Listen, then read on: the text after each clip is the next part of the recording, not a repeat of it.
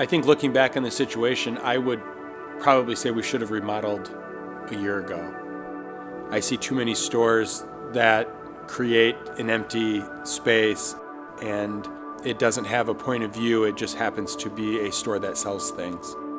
Some people call them mistakes.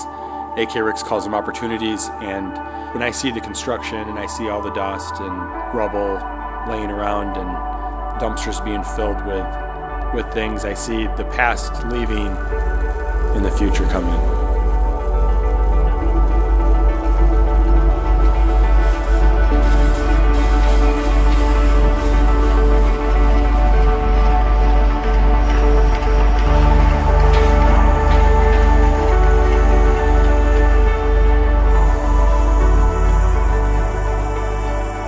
And it goes beyond creating the relationships and bringing the best designers to Grand Rapids, but creating a space that makes people feel special and included. We've learned so much in the 3.5 years that we've been open at this location. It's a growing business that we never thought would escalate this fast. And we compile all that, and the experts that we work with have been able to take that vision and make it a reality.